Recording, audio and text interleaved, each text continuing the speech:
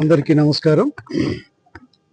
ఈరోజు గౌరవ ముఖ్యమంత్రి గారు నారా చంద్రబాబు నాయుడు గారు, అలాగే గౌరవ ప్రధానమంత్రి గారు నరేంద్ర మోడీ గారు అన్నదాత సుఖీభవ పిఎం కిసాన్ అనేటువంటి కార్యక్రమంలో భాగంగా మూడవ విడత వారికి వేసేటువంటి ఏదైతే డబ్బులు ఉన్నాయో జమ చేసే కార్యక్రమానికి ఈరోజు మనకి ముఖ్యమంత్రి గారు అటు ప్రధానమంత్రి గారు వారి ఖాతాల్లో వేయడం జరిగింది. గిద్దలూరు నియోజకవర్గానికి సంబంధించి 37,686 మంది రైతులకి 21.71 కోట్ల రూపాయలు, మొత్తం 3 విడతలలో కలుపుకుంటే 72 కోట్ల రూపాయలు నియోజకవర్గంలో ఉండే రైతాంగం యొక్క ఖాతాలలో వేయడం జరిగింది. ఎన్డీఏ కూటమి ప్రభుత్వం, గౌరవ ముఖ్యమంత్రి చంద్రబాబు నాయుడు గారి నేతృత్వంలోని ప్రభుత్వం రైతు సంక్షేమానికి కట్టుబడి పనిచేస్తూ ఉంది. ఈరోజు వెనుకబడినటువంటి ప్రాంతమైనటువంటి పశ్చిమ ప్రకాశానికి మార్కాపురం కేంద్రంగా జిల్లా చేయడంతో పాటు ఈ ప్రాంతంలో ఉన్నటువంటి రైతాంగాన్ని వారికి అన్ని విధాలుగా బలపరిచేటువంటి ఉద్దేశంతో వెలుగొండ ప్రాజెక్టుని త్వరితగతిన పూర్తి చేస్తూ రేపు జూలై నాటికి నీరు అందించబోతా ఉన్నారు. మా ప్రాంత జీవనాడైనటువంటి వెలుగొండ ఏదైతే ఉందో అది వచ్చినట్లయితే ఈ ప్రాంతంలో రైతాంగం అనేటువంటిది వారు చాలా సంతోషకరంగా ఉండబోతున్నారు.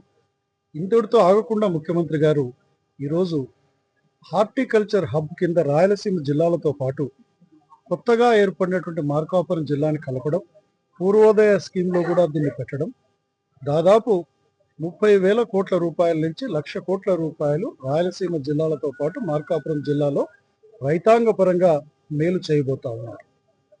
ఈరోజు ఒక ఉదాహరణ తీసుకుంటే శనగ రైతులకు వచ్చేటువంటి ఆదాయంతో పోలిస్తే మొక్కజొన్న రైతుకు ఎక్కువ వస్తుంది.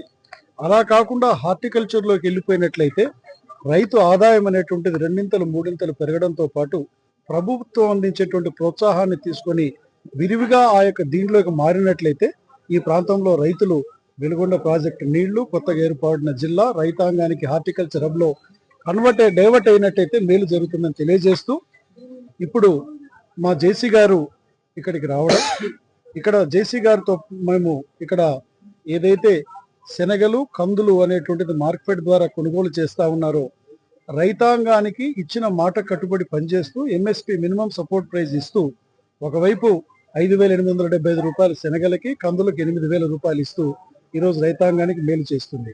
దీంట్లో దాన్ని కూడా ప్రభుత్వం ద్వారా పర్యవేక్షణ చేస్తూ ఎప్పటికప్పుడు రైతులకు మేలు చేయాలనే ఉద్దేశంతో ఉన్నటువంటి ప్రభుత్వం ఈరోజు జేసీ గారు వచ్చి ఈ ప్రాంతంలో ఇక్కడ ఉన్నటువంటి గోడౌన్లో ఉన్నటువంటి సరుకును మొత్తం ఖాళీ చేయమని వెంటనే మార్కెట్ మేనేజర్ గారితో మాట్లాడి ఆదేశాలు కూడా ఇవ్వడం జరిగింది.